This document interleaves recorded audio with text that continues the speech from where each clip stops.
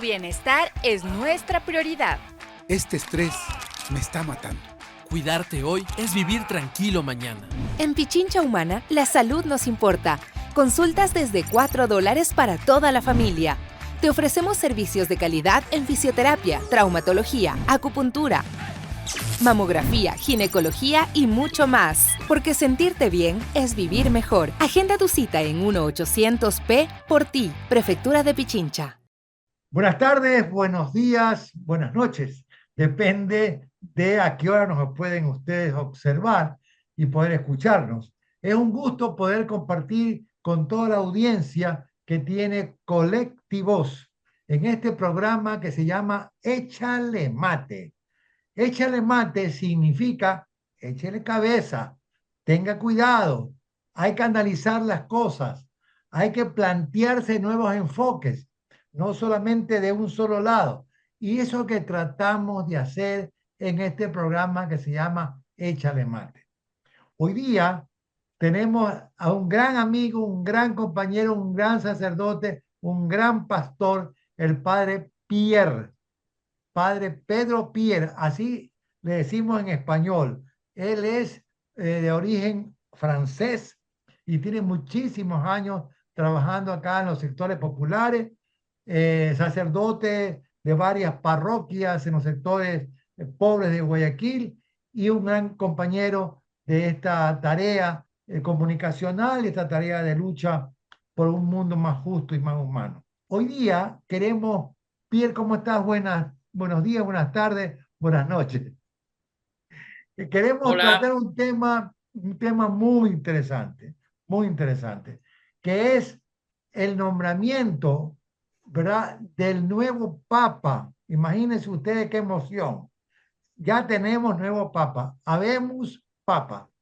Eso fue ayer 6 y 8 de la tarde, hora de Roma, que a la tercera o cuarta elección los cardenales lograron ponerse de acuerdo y tener una votación mayoritaria por un pastor, por un cardenal de su grupo de origen norteamericano y que ha vivido muchos años en el Perú.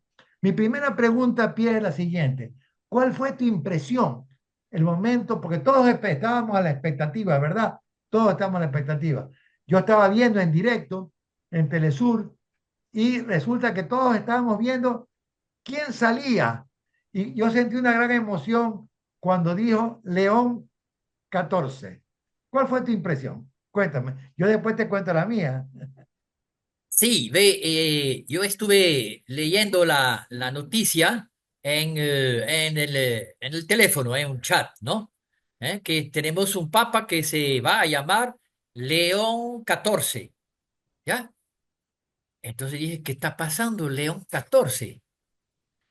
Entonces ahí enseguida fui a buscar más información, entonces la cosa se confirmó, hablaban de Perú, hablaban de Estados Unidos, hablaban que estaba en Roma, entonces había, claro, ya había mucha, tenía mucha curiosidad, dije, a ver, ¿quién va a ser? ¿Va a ser un poco progresista o va a ser un poco conservador?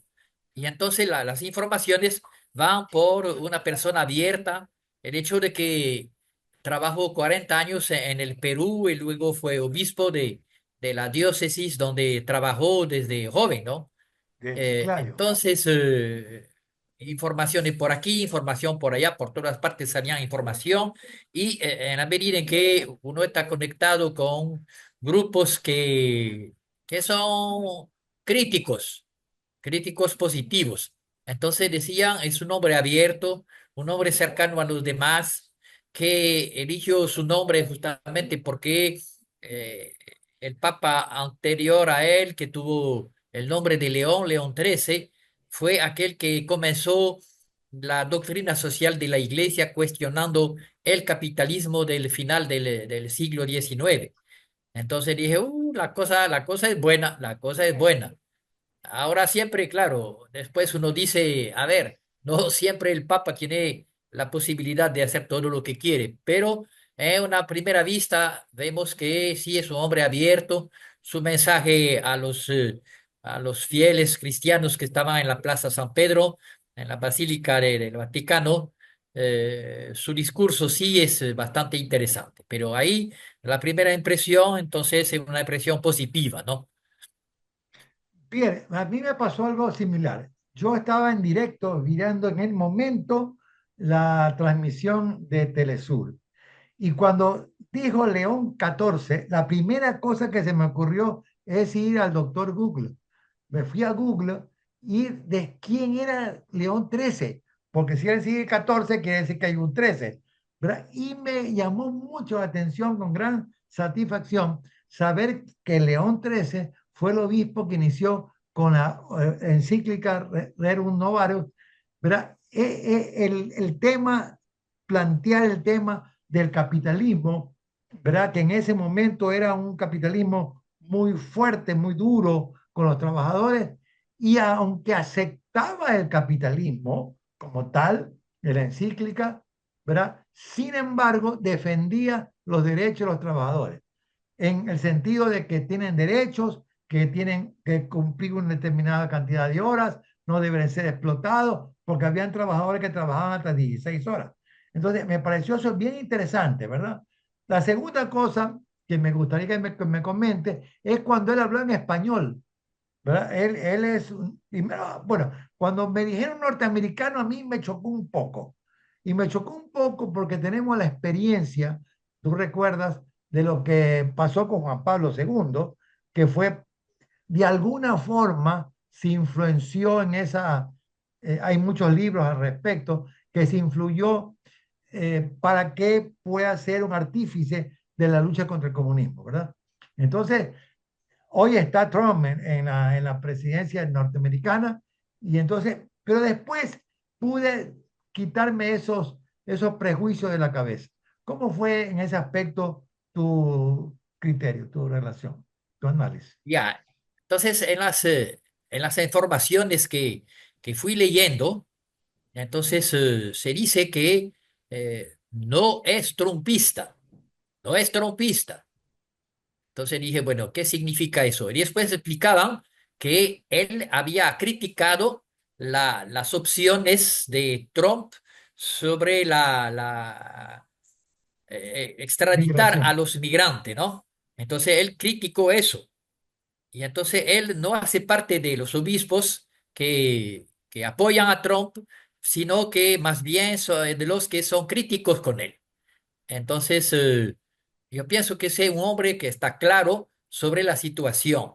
Al vivir en el Perú, yo pienso que descubrió toda la dependencia, el saqueo que sufrimos los países de América Latina. Entonces, él sabe muy bien la situación de nuestros países, la dependencia de Estados Unidos, las imposiciones y todas estas cosas. Entonces, él también, tengo una amiga que trabajo con él, una amiga argentina que trabajo con él que trabaja con él, trabajo con él en el Vaticano. Entonces dice ella que es un hombre muy cercano, pero como buen norteamericano, eficaz, eficaz. Hay un problema, hay que enfrentarlo y derrumbarlo. ¿Ya? Es un poquito, dice él, su actitud. Entonces ahí, y en eso, dice, tiene mucha visión, mucho discernimiento.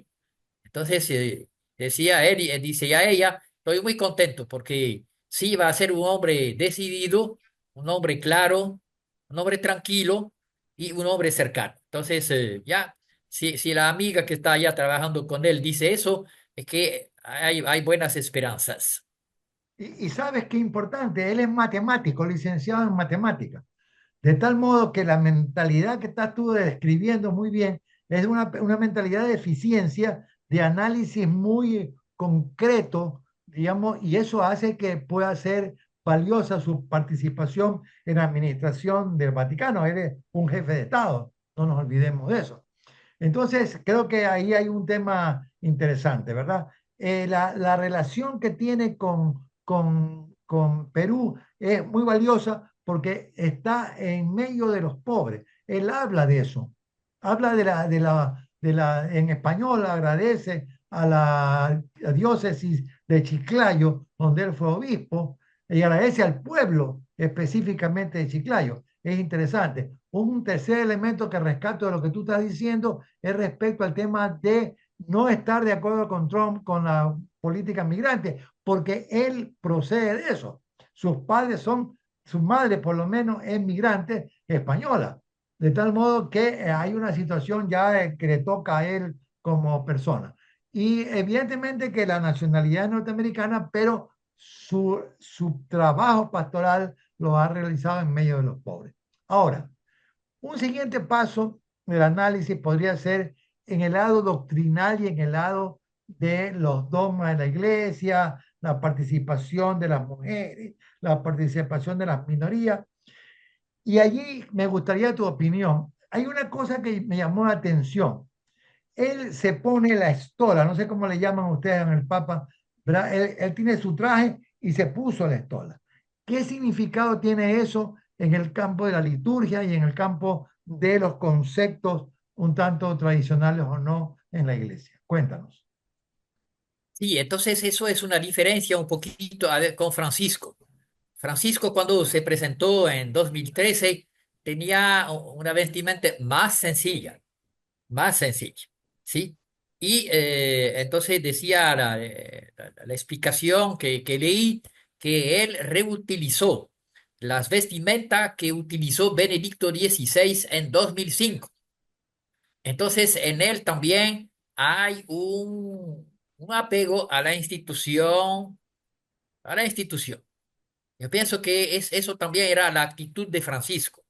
Francisco era muy abierto al nivel social, pero al nivel eclesial estaba algo tímido, tímido en este sentido de que no tocó los grandes pilares como son el derecho canónico, el catecismo católico, el sacerdocio a las mujeres, el celibato opcional para los sacerdotes. Pienso que para mí son temas candentes eso, el lugar de la mujer en la iglesia. Yo pienso que Francisco dejaba estos temas para después de la sinodalidad. Para Francisco la sinodalidad era un poquito una reforma profunda de la iglesia, una reforma. Él no quiso comenzar por cambiar esa estructura, sino tratar de cambiar el clericalismo de los sacerdotes y de los obispos. Y no lo logró, no lo logró, ¿ya? Y entonces su segundo paso de hacer cambios estructurales no fueron posibles, no fueron posibles. Por eso que él no hizo ninguna carta después del sínodo, la segunda sesión, el sínodo sobre la sinodalidad. Dice, nos quedamos con lo que se escribió tanto en la primera sesión como en la segunda. Entonces hay cosas muy valiosas, pero al mismo tiempo que hay cosas valiosas, hay candados por aquí, candados por allá, candados por otra parte. Entonces, por eso que cuando yo hice un artículo sobre el Papa Francisco, dije que es la primavera inconclusa. Entonces, el camino está abierto. El camino está abierto, pero yo pienso hay cosas muy pendientes. Pienso en lo de las mujeres, demasiado pendiente.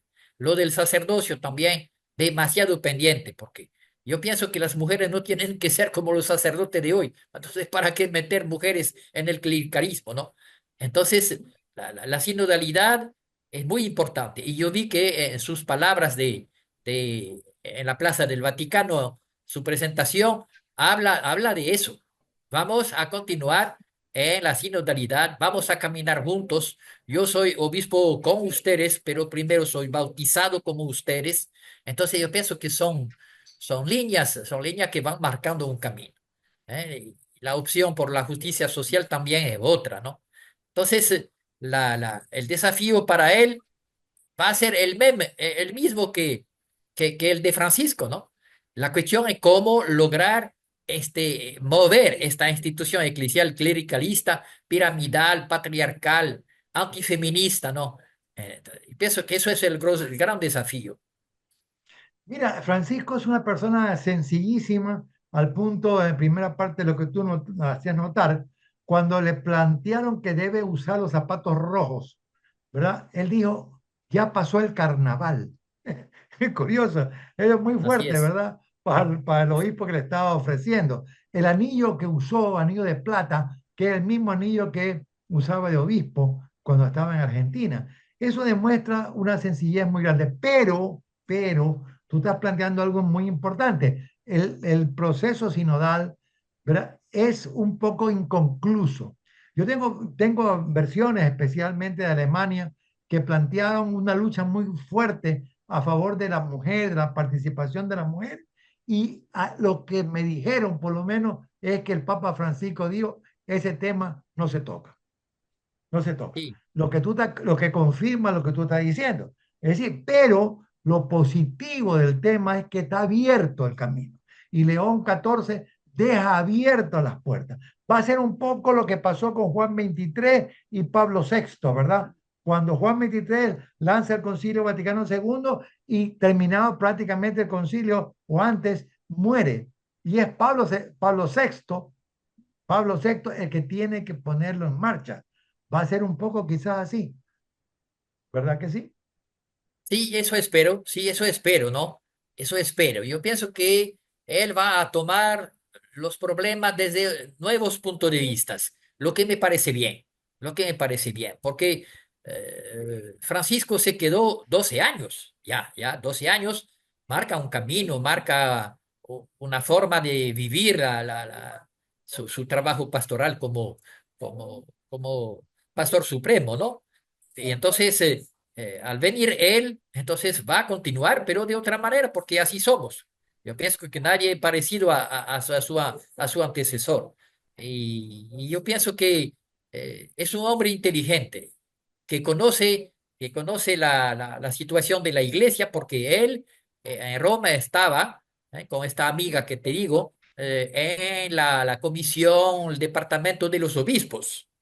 Entonces él conoce muy bien la situación de los obispos, porque sí ha trabajado en la base en Perú, sí ha combatido el grupo sacerdotal sodalicio, que es extremadamente conservador. Entonces él sabe quién es quién, ¿no?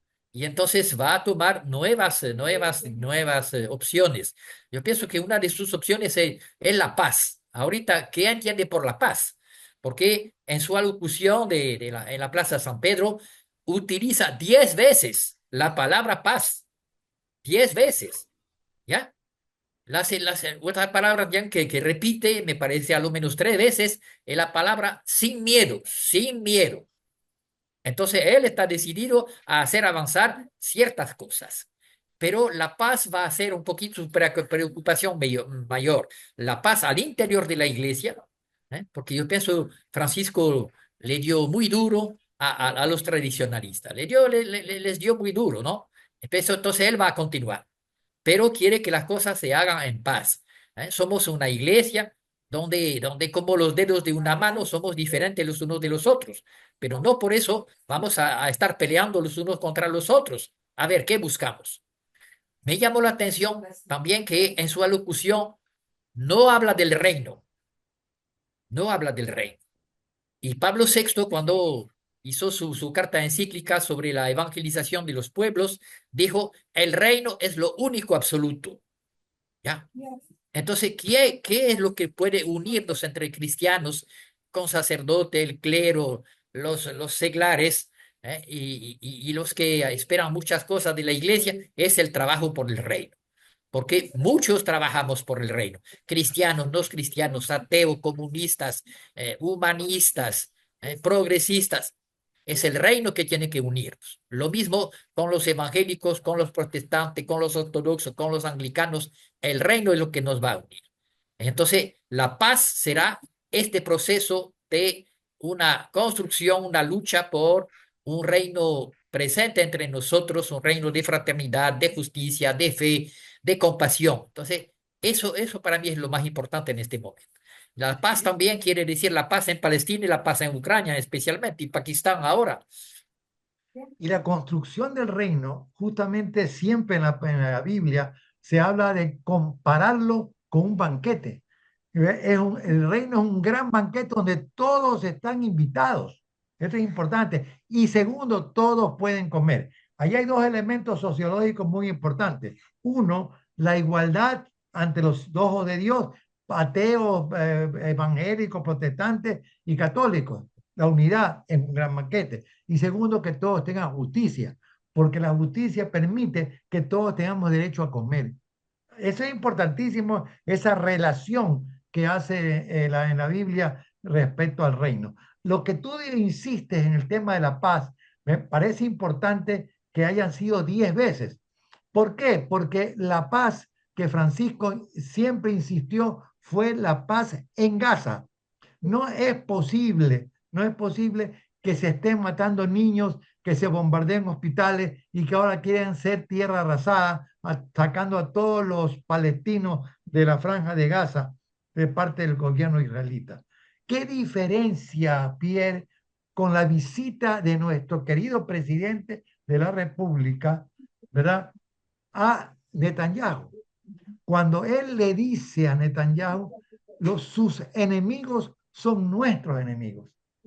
¿Eso es qué significa? ¿Verdad? Es dramático, porque no tienen nada que ver con lo que Francisco pensaba y lo que parece ser que piensa también el propio León XIV.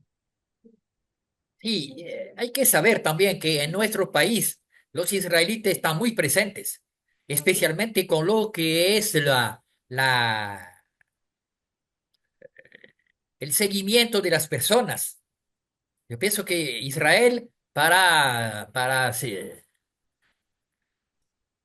investigar, las investigaciones, cómo investigar, las cámaras que están en las calles, todo eso está sincronizado. ¿Y quién maneja eso aquí en Ecuador? Son los israelitas. Entonces, Israel está presente aquí, muy discretamente, sumamente discretamente, pero sumamente presente. Entonces, yo pienso que Novoa va buscando un apoyo mayor a Israel para controlar aquí los movimientos sociales, los dirigentes sociales, los periodistas y cuantas cosas más, para que él pueda continuar ahí sentado en el sillón haciendo con el dinero del país lo que le da la gana sin que nadie pueda protestar. Entonces, yo pienso que eso es muy peligroso eso.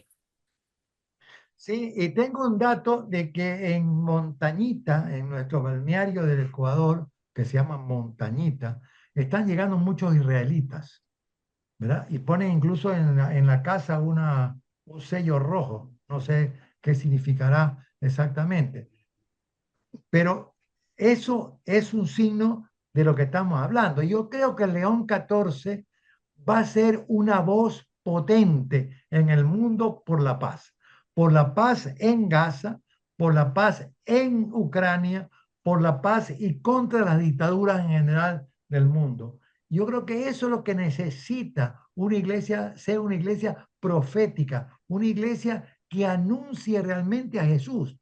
Me decía un amigo, es que parece que algunos obispos y sacerdotes le tienen miedo a Jesús. Qué curioso, es verdad, porque el mensaje tan potente de Jesús que es preferible hablar de la moral, ¿verdad? En la iglesia y no hablar realmente de lo que significa la búsqueda de justicia y de felicidad.